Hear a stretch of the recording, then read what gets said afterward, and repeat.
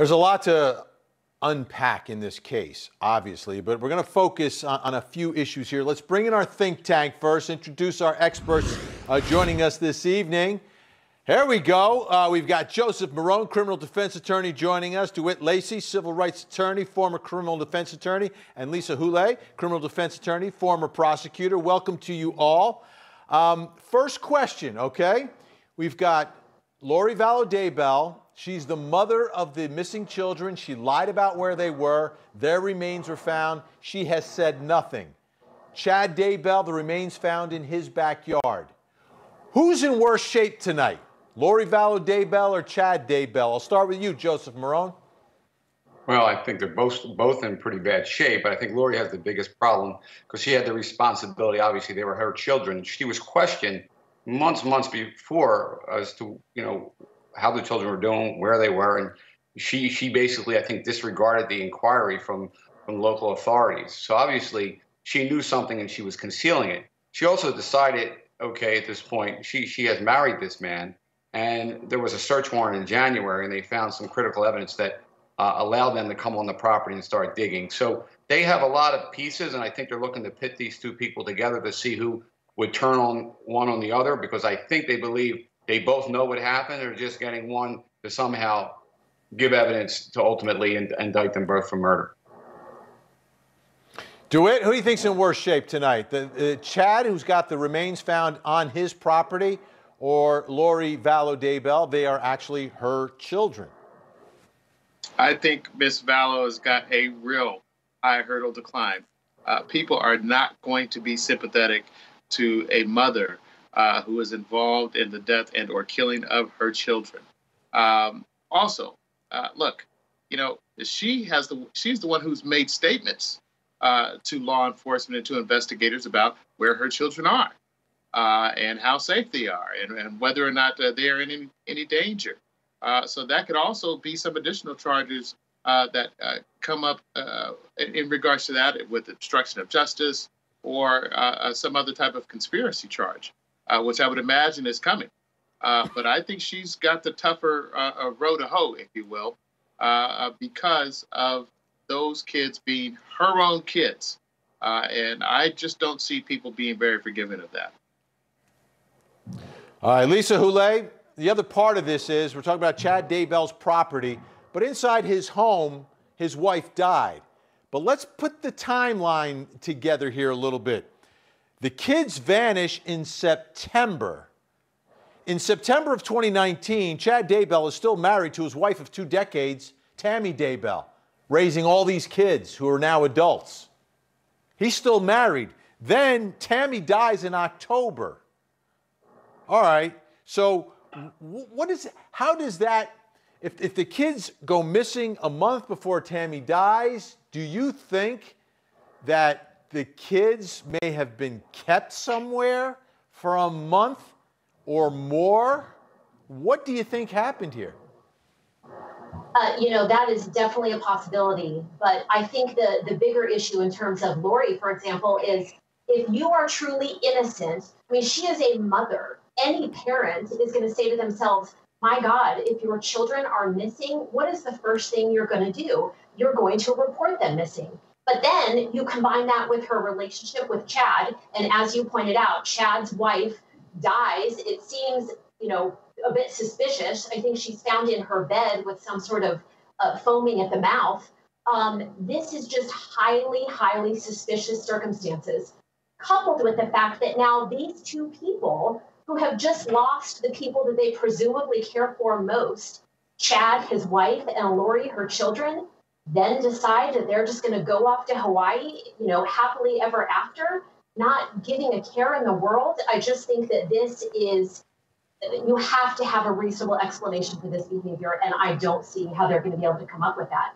Jurors are going to want to understand the mindset, and I don't know how they explain how they leave and just go off into wedded bliss when really the rest of the world has cared more about this case than these two have. That is crystal clear. That is, and that community. I mean, Chanley spent the weekend in the community. They're having vigils in Rexburg, in Salem, in Idaho Falls, in Boise, 5 hours away. All these people pouring out their hearts, people who searched for these children. Joseph Marrone, you're a criminal defense attorney, so sometimes people will just walk into your office and they know your reputation, they know how good you are, and tough cases, I'm sure you handle pretty often. Chad Daybell walks into your office. What's that conversation like? Are you trying to convince him to do something at this point, or are you just kind of sitting back to see what happens here? Listen, clients come to your office all the time. I mean, they're presumed innocent, okay? And you got to live up to that presumption. I mean, you're going to defend them based on the evidence you have. And in this evidence, he's not charged with murder. He's only charged with, I believe, destruction of a corpse or withholding evidence. And the key here is to do everything you can to find out what went on and how to protect him. Obviously, there was a search warrant. The question is, was that search warrant performed legally? Was the evidence that they got on his property in January, was that done legally? And ultimately, if they do come with charges of murder, what does the evidence show? Remember, they got to prove the case beyond a reasonable doubt, and that's really what your job is. Even though it's hard not to get emotionally involved, I think you got to focus on the law and you got to stand strong to your client as long as it's his choices to defend accordingly. Obviously, you always get down the road of plea, but, you deal with that when it comes. But right now, when he walks in, you got to deal with it the way it is, despite the facts. All right, DeWitt, I'm going to give you a more difficult job. Lori Vallow Daybell has hired you, okay? But she doesn't want to talk about the case. She just wants to talk about the end of the world on July 22nd. How do you even respond to that? She says, you know what, I'm not worried about it. July 22nd, this is all ending. It's a day of reckoning. How do you respond to that? I think the only reasonable play in that regard is to examine her sanity and make a plea to the court about whether or not she's even fit to stand trial, whether or not she could have performed the mens rea necessary in order to get the culpability of murder. And that's certainly something at issue here, especially if your client is speaking to you and only about unreasonable things. In the light of her children being dead, it would seem to me that may play into the hands of some examination of her mental state and her sanity, and may give credence to an insanity plea. I'll tell you what, if I was the prosecutor, I would request a preliminary hearing date of July 23rd, just to see the look on her face when the day of reckoning did not come. All right, when we return, big story. It's everywhere. The death of George Floyd. We've got some new information tonight involving a 911 call, but not a traditional 911 call. This is a call made by a 911 dispatcher to a police officer about the death of George Floyd. Wait till you hear it.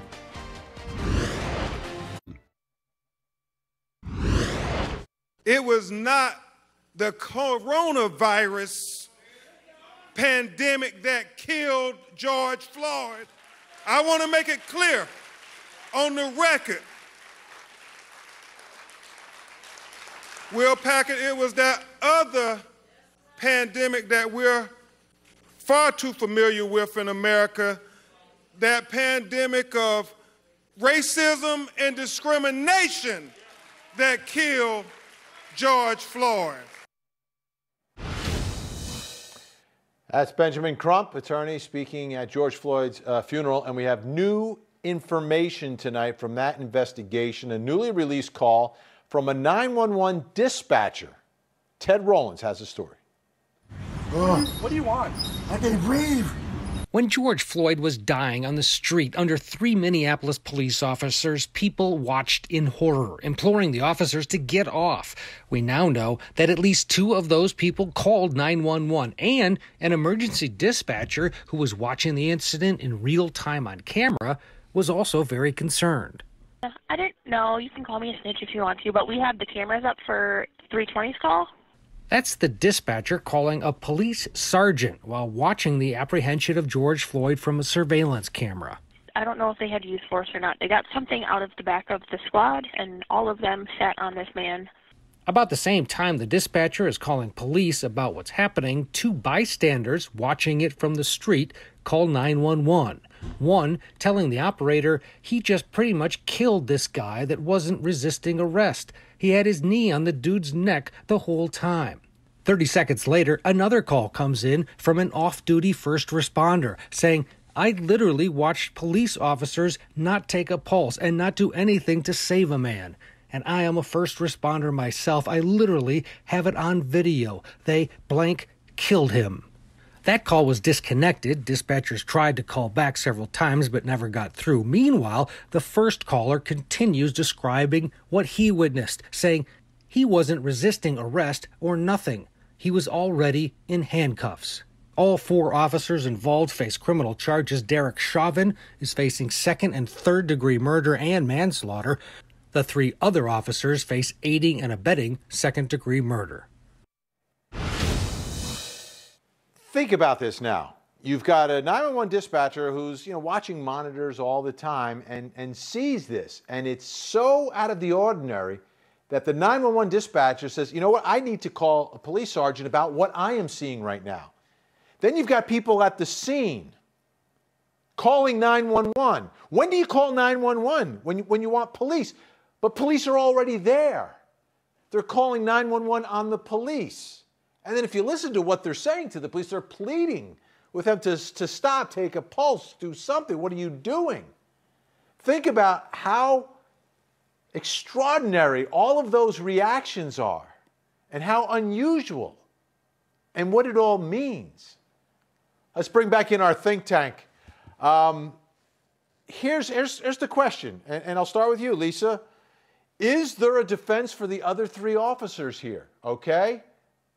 For the other three officers. You've got people calling 911, saying this is what needs to be done, pleading with them. You've got a dispatcher watching what's happening, calling police. I think it's going to be very tough to completely argue away and raise a complete defense for the other officers. And let me just say this, Vinny. I was a prosecutor for 15 years. I've now been practicing criminal defense for 5. I have listened to literally thousands of 911 calls, dispatch calls. Do you know how many times I ever heard of a dispatcher commenting on what they are observing or what they heard? This is so extraordinarily unusual, as you said. And then, as you say, we've got the other officers that are standing there at the scene. Some of them are on top of Mr. Floyd at some points. Other times they're just standing there doing nothing. And as you rightfully point out, it's other first responders, other citizens who have to call the police on the police. This is so unusual, I can't even tell you. I have never seen anything like this, and that's what makes this whole situation so reprehensible. So I think they're going to have a very tough time completely walking away free and clear of charges. DeWitt, is there any defense for these other three? I don't know that there is. And, I'll piggyback on what we were just talking about here and whether or not this is a normal and or usual thing. Look, I'm a civil rights attorney. We deal with these type of cases all the time. The unusual part really is how this community really kind of banded together and stuck up for and advocated for George Floyd in a moment of great need because he was being taken advantage of by some officers who went well beyond what their call of duty suggested they needed to do. I don't see how these officers, knowing their training about positional asphyxia and restraint asphyxia, knowing their training about giving first aid and what they're supposed to do in circumstances like the one where they encountered George Floyd, I don't know that there is any reasonable explanation that can be offered for the behavior of these officers, the malfeasance and or nonfeasance of officers who stood by while Chauvin had his knee on George Floyd's neck as he begged for air and begged for his dead mother to please help him. It's unimaginable for me, and I believe that's the same that any jury who sees this is going to feel. Yeah, Justin Marrone, don't even want to talk about Chauvin tonight, right? I mean, let's talk about the other three. Is there any defense for them? Because based upon the reaction of the 911 dispatcher, the people at the scene calling 911 on the police, this is so different than anything we've ever dealt with. Do they have a defense? Well, let's put it this way. The video itself is horrific. It's despicable. There's not much you can say. But if you're an attorney and you're a defense attorney and you happen to have to represent one of the three other officers, you're looking at two charges of aiding and abetting. One is of second degree and the other one is of manslaughter. Now and the big question is, especially one of the officers never, I think, even touched, I believe, FLOYD. So the question is, did he have a duty to stop the other officers, which really becomes a legal issue. But can they defend on the fact that they didn't aid and abet the second degree, which you have to show felony assault? And if they all believe that he was trying to effectuate arrest, meaning Chauvin, or they potentially could defend on it. But it's going to be exceptionally hard. Listen, the video and the fact that there was so much time went by, over 8.5 minutes, and it just was egregious. In fact, he stopped breathing, I think, 2.5 minutes. And the fact that no one did nothing is really going to put them in a hard spot to possibly get out of the second degree aiding and abetting and only be found guilty of aiding and abetting manslaughter, which I think they have no chance of winning. And that's the legal balance here. Can you get a jury to focus on that issue and strip away all of the emotion of this video? And it's going to be very difficult. Now, the one officer at the end, Lane, he was only on the force for a couple weeks. And he already has admitted that he was following what his lead officer, Chauvin, was doing. He's starting to flip against him. So, it's possible, but it's difficult. And I wouldn't want to be one of those defense lawyers, I'll be honest with you. Can I add in there, Lisa, Vinny? Look. Go ahead, Can I add in there very quickly? And it's not meaning to cut you off, Lisa, but look, I get it that Thomas Lane is, trying to create the narrative that he's a new officer and he should be judged differently because he's a new officer on the force. But hey, look, all of us as attorneys don't get to go to the court and say, hey, we're new attorneys. Please forgive us for this egregious issue of malpractice. No, the court and or state bars will come down on us just as hard, no matter. Once you pass that bar, and once you're given that badge and given the authority to enforce the law, you have a significant duty and an awesome power and responsibility. And I just don't think that he gets away from that. Yeah, Lisa, as former prosecutor, are you cutting a deal with anybody? Oh, that's a very good question. So I guess it comes down to who would want to cooperate and testify against Officer Chauvin. That would certainly be something to consider. But, the other thing that I think is worth pointing out, Vinny, and this has not been talked about very much, when a police officer uses force on a suspect at a scene, you know what they're supposed to do? Notify a supervisor. They didn't do that. Not one of them did that. Even the guy who was just standing there staring at George as he's literally being killed on the street. Not one of them took the initiative to contact a supervisor, which is legally required at the time that force is being used. So I think that is another issue that just goes to consciousness of guilt and shows that they, were turning a blind eye, which is certainly not a good tactic to take in this situation. Again, with all these other people around watching and screaming and begging for the officers to stop. All right, when we come back, switch gears. We're going to talk about a young mother of 4 who goes missing for 7 months. Well, now they believe they've caught the killer, the alleged killer, due in court. We've got a preview next.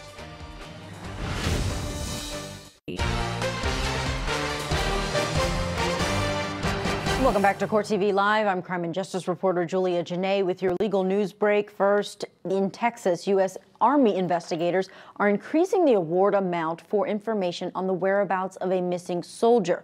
The Army's Criminal Investigation Command is now offering $25,000 for tips on a Fort Hood soldier, Vanessa Guillen. The 20-year-old was seen on April 22nd, and no one has seen her since. She was in the parking lot at the base. She was wearing a black t-shirt and purple workout pants. Investigators say Guillen's car and her room keys, along with her wallet, were found in the room where she was working out. If you have information, you're asked to contact authorities. And a second man is in custody and facing charges in the death of a retired St. Louis police captain. 22-year-old Mark Jackson was charged with second-degree murder in the death of Captain David Dorn. Police say 77-year-old Dorn, who spent 38 years with the St. Louis PD, died after he responded to an alarm at a pawn shop. The suspected shooter, 24-year-old Stephen Cannon, was arrested last week and faces charges of first-degree murder. 2 other men are also in custody. And finally tonight, Ford is planning to reveal its new Bronco on July 9th, but it's that date that's causing some controversy. The reason? It's the birthday of ex-football star O.J. Simpson. Simpson was in a white Ford Bronco as police pursued him in that infamous chase back in 1994 after Simpson was charged with his ex-wife's murder. The 60-mile slow-speed chase played out on live TV. Millions of people watched it, and authorities had charged Simpson with killing Nicole Brown Simpson and her friend Ronald Goldman. Simpson was acquitted on all charges. A Ford representative says the debut of that Bronco is going to proceed on July 9th as planned, and that, quote, it is purely coincidental that it coincides with Simpson's birthday. That's it for your legal news break. Benny, back to you. All right, guaranteed that he'll tweet something that day. You know he will. I've already checked. He did not tweet yet. Waiting and seeing. Not yet, but I bet yet. on his birthday he'll do something. He can't help himself. Thank you, Julia. Appreciate it. Next story, very tragic. A young mother of 4 goes out for a night with some friends and then vanishes for 7 months. Eventually, she is found, and eventually a man is arrested and charged with her murder. He's due in court. Julie Grant has more. I want to know why. Why did you do this to her? I mean, I can't imagine anybody doing that, just killing somebody. I mean, you know, you can't even know her. Those are questions for Savannah Spurlock's alleged killer. Spurlock and a friend went out to a bar on the night of January 3rd, 2019. The friend made it home. Spurlock, a mother of 4, did not. Around 2:30 a.m., Spurlock was seen on surveillance video leaving the bar with 3 men, including a man named David Sparks. Not long after, Spurlock had a conversation with her mother. At the time, her mom thought she was intoxicated, but not in distress. Spurlock was never seen or heard from again. Somebody knows something. Somebody, they'll mess up sooner or later. We'll find out what happened to her. I know it. I know we will. 7 months after Spurlock disappeared, a break in the case. David Sparks' father noticed a foul odor on their property. That odor led police to make this grim discovery. As a result of the autopsy, we can now confirm that the remains are those of Savannah Spurlock. It was devastating news to the family. There are days where it's very, very difficult to not break down, and I have had times throughout these days that I do, because I miss her. I know now that I will never see her on this earth. Sparks maintains his innocence and is being held without bond, pending his trial on murder charges. There's going to be so many people that have expressed their interest to go to these court proceedings. You know, people that didn't really even know her, that are just supporting us, want justice served. And David Sparks is maintaining his innocence, as Julie said, and he's presumed innocent. But when I watch these trials, and I've seen hundreds of them through the years on CourtTV, and cases like this, there's usually 2 different approaches. There's the one where the defense says, hey, this guy is innocent. Somebody else did it. And they kind of point the finger at who did it, right? And then there's the, he's not guilty because the prosecution just doesn't have enough evidence. It's not that somebody else did it. It's that they don't have enough evidence to prove that he did it. And we understand what the burden of proof is, and we understand. But I've seen different approaches through the years here on CourtTV in all these high-profile cases across the nation. So let me bring in my think tank as we look at this one. Joseph Marrone, your thoughts about those two different approaches and perhaps in a case like this, where sometimes defense attorneys come out and say, nope, my guy is innocent, he didn't do it, and guess what? There's evidence that someone else did it versus, hey, they just haven't proved it. What are your thoughts? Yeah, I mean, I think we're looking at category B here. They just don't have the evidence to prove it. The closest thing they have is obviously they found some of her blood in his bedroom on the door, I believe. And that's generally it. I know they're probably going through that body for forensics evidence to find some DNA to connect the sparks, but they haven't come up with it. And the other thing is, she was wrapped in a rug from his bedroom. You got to wonder why, if he was looking to bury her body, why he would use his own rug. That doesn't make much sense. In fact, I think that piece of evidence probably helps him. And I mean, the fact that it ends up on his relative's property. But then again, that's just not enough. I mean, they don't have enough evidence. They just about had a probable cause to arrest him, let alone to get beyond a reasonable doubt to convict this man. They don't have it yet, and they need some more evidence. And I would play that card heavy at this point. Lisa, is this a case where the defense has got to go in there and say, listen, there are other people involved here, and take a look at this guy or that guy, versus, hey, they just don't have the goods? I think that's going to be a very difficult argument to make, and here's why. Mr. Sparks must be the unluckiest guy in the world if he's saying, I didn't do it, somebody else did it, because her body is found on the property of his own father.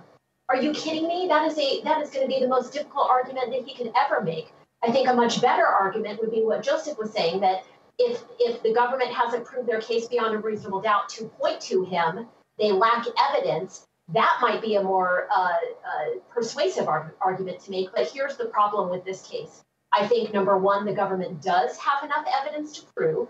I think there are too many things that point to him. I think when you have the decedent's blood on the interior closet door of your bedroom, and by the way, we haven't heard that anybody else lives in that house, so he presumably is the only one that lives there, and her blood is found on the interior closet door, then the rug. Sure, the argument can be made that that's a stupid thing to have wrapped her body in. That just, would point right back to him. But people don't usually think rationally after they kill somebody, right? And when they're trying to get rid of the body, they may not be thinking rationally about what to wrap the body in. And how about this? Maybe he killed her on the rug. It's covered in her blood. So that's, of course, what he has to wrap her in. So I just think all of the evidence in this case, as minimal as it may be, still points to him. And I think that there is no believable way that he can sit there and say some other guy did it. Because, again, the body is found on his own father's property. DeWitt, if we look at, to make a reasonable argument that someone else did it, I mean, that person would have to be framing this guy. And I've seen it many times in cop shows growing up. In the 70s, it was very common that somebody always was getting framed for something. But in the real world, have you come across any cases where someone's been framed? I mean, look, there are cases where that has happened. I haven't had any personally where there's been some framing involved. I think Lisa is right. There is a great deal of circumstantial evidence, I'll admit, but it all points very directly at the defendant, Mr. Sparks. And, I just don't think it would be wise for him to begin pointing fingers at other folks who might have evidence which further implicates him. So the best course I think for him right now is to play the game of look, you don't have enough evidence to convict me. There's circumstantial evidence, and we met and we had drinks and things like that, but there's nothing that shows that I killed her. And maybe that will be enough, but there's a lot of pretty damning evidence that's pointing directly at him in my mind. And this is a case we will continue to track here on Court TV. When we come back, tomorrow is a huge day in Atlanta, Georgia. That's the day the DA said he was going to make his decision on whether or not to charge the officer in the shooting in the Wendy's parking lot. Put the video up today and asked you, the 13th juror, do you think there should be charges against Officer Garrett Rolfe. Your verdict when we come back. I think you've had too much to drink to be driving. Put your hands behind your back for me. Here, put your hands behind your back.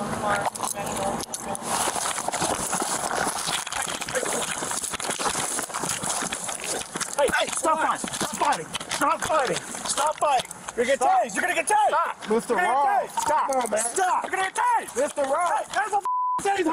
Hands off the taser! Stop fighting! Hands off the taser!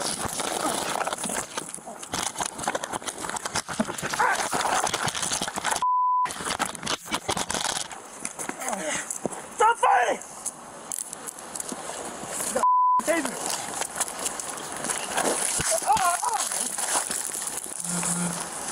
63.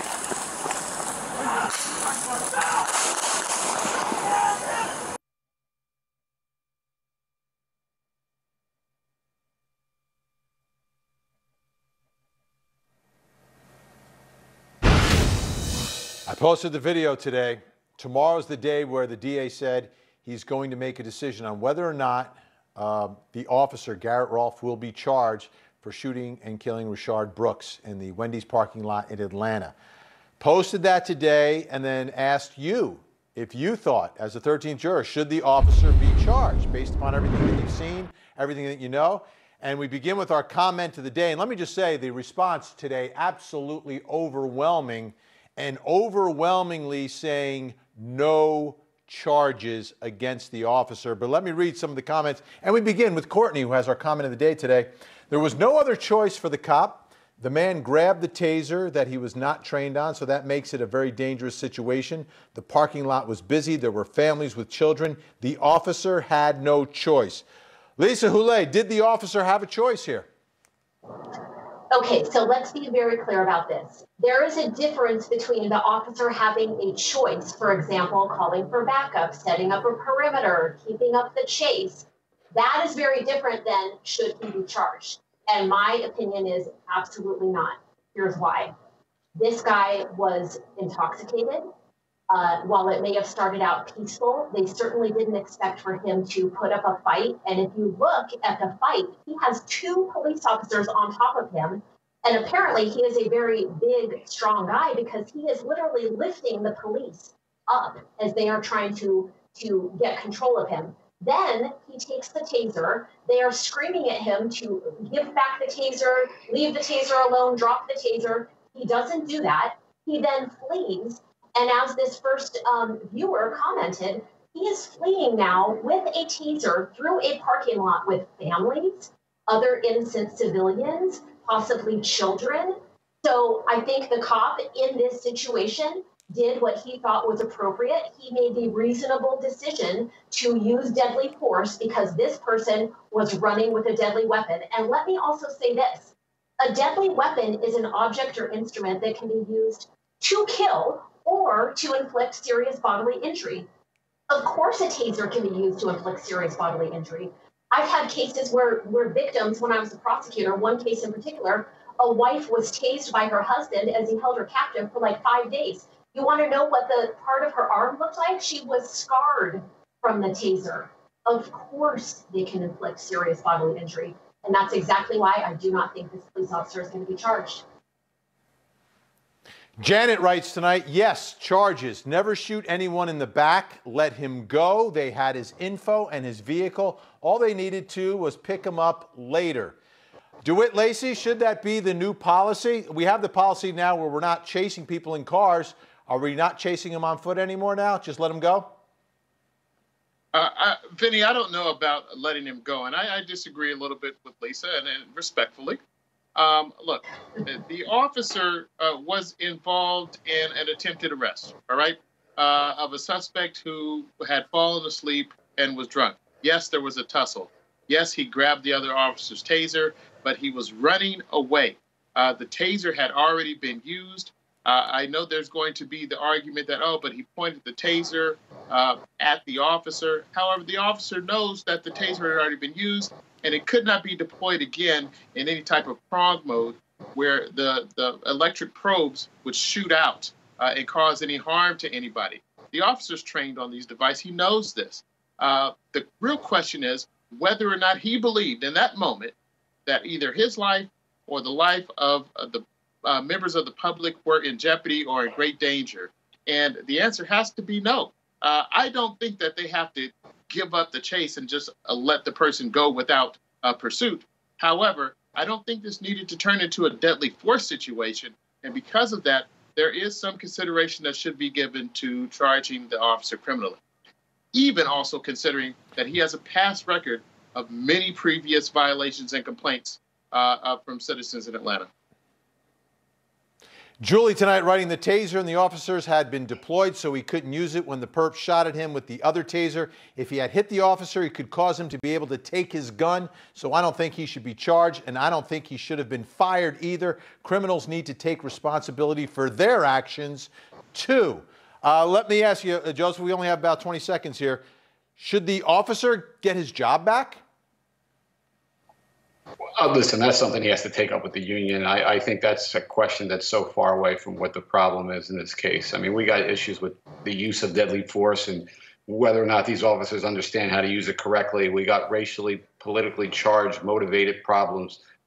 Forget the job at this point. You know, we have to get it right. And as far as this officer getting charged criminally, it's a close call for manslaughter. And I think there's probable cause, and they may let a jury decide his fate, and that may be the political thing to do right now. It's a tough call, and it goes back to training and a lot of other issues that we have with this case. Great job tonight, Joseph, Marrone, DeWitt Lacey, Lisa Houlet. Thank you so much for hanging out with us tonight and really providing great insight. We appreciate it. Thanks, Vinny. Thank you.